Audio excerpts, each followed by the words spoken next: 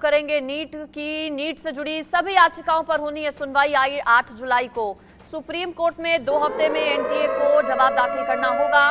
परीक्षा रद्द करने की याचिका पर नोटिस जारी किया गया है। नीट एग्जाम विवाद पर छात्रों का प्रोटेस्ट लगातार जारी है। एनटीए की अर्जी पर सुप्रीम कोर्ट में सुनवाई। बता दें अब 8 जुलाई को इस पूरे मामले पर सुनवाई होगी। नीट यूजी पेपर लीक को लेकर उम्मीदवार देश भर में प्रदर्शन कर रहे हैं। दरअसल छात्रों की एक मांग ये भी है कि पेपर लीक की जांच सीबीआई को सौंपी जानी चाहिए। मामला पूरा सुप्रीम कोर्ट में है। सुप्रीम कोर्ट में पूरे मामले पर सुनवाई चल रही है।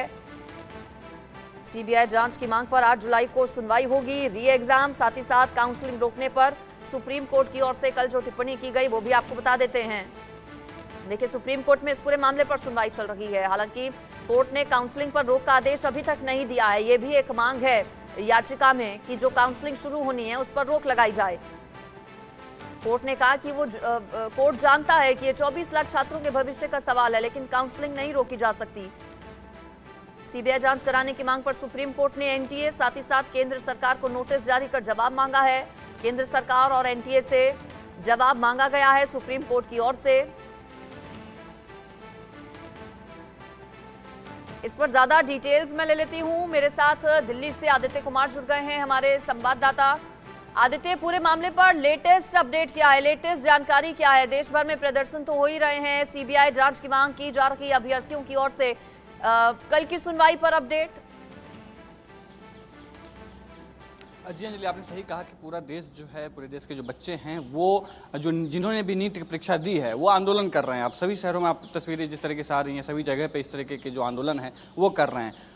कल सुप्रीम कोर्ट में फिर से सुनवाई हुई है। सुनवाई होने के बाद कल भी इस बात की पुष्टि हुई कि किसी तरीके से काउंसलिंग पर कोई रोक नहीं लगाई जाएगी। हालांकि एनटीए ने जो 1563 बच्चे थे जिनको उन्होंने ग्रेस मार्क दिया था, जिसमें आपने देखा होगा कि बहुत सारे टॉपर्स हैं, 67 टॉपर्स लगातार हो गए या एक ही नंबर वाले बहुत सारे छात्र हैं। ऐसी स्थिति में जो है लोगों के बच्चों के जो रैंक्स है वो बहुत ज़्यादा हो चुके हैं। जैसे अगर जिसके बच्चे के 715 रैंक है उसके भी एम्स दिल्ली वाला जो है, क्योंकि उसका सपना होता है एम्स लेना, लेकिन वो भी नहीं मिल पा रहा है। ऐसे में कल यानी कि बीते दिनों बहुत सारे बच्चे जो हैं सेंट्रल सेक्रेटेरिएट के पास इकट्ठा हुए थे शाम को, और उसके बाद वो बच्चे धर्मेंद्र प्रधान से मिले थे, क्योंकि उनके पास में कोई आदेश नहीं था किसी तरह के प्रदर्शन का या मार्च निकालने का। तो वहाँ पर पुलिस ने उनको रोक लिया था, लेकिन पुलिस को रोकने के बावजूद भी बच्चे जिद पर अड़े रहे कि हमें शिक्षा मंत्रालय में जाना है या हमें धर्मेंद्र प्रधान से मिलना है। धर्मेंद्र प्रधान से मिलने के लिए बहुत जोर जबरदस्ती करने के बाद कुछ देर के लिए समय दिया गया और शाम को बच्चे धर्मेंद्र प्रधान से मिले भी हैं, जिसमें 2 पेरेंट्स भी शामिल थे और 2 बच्चे शामिल थे।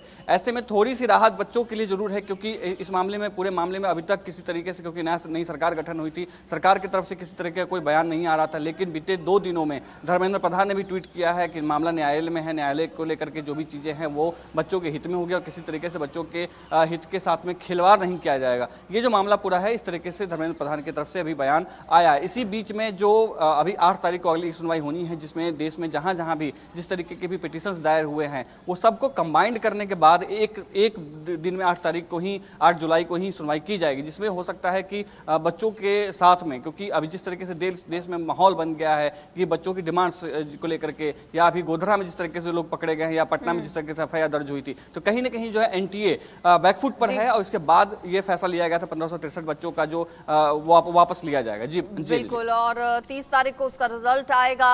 हालांकि कितने बच्चे अपेयर करेंगे ये भी देखना होगा, लेकिन गुजरात कनेक्शन क्या है ये अपने दर्शकों को बता देते हैं। आदित्य, आप मेरे साथ बने रहिएगा।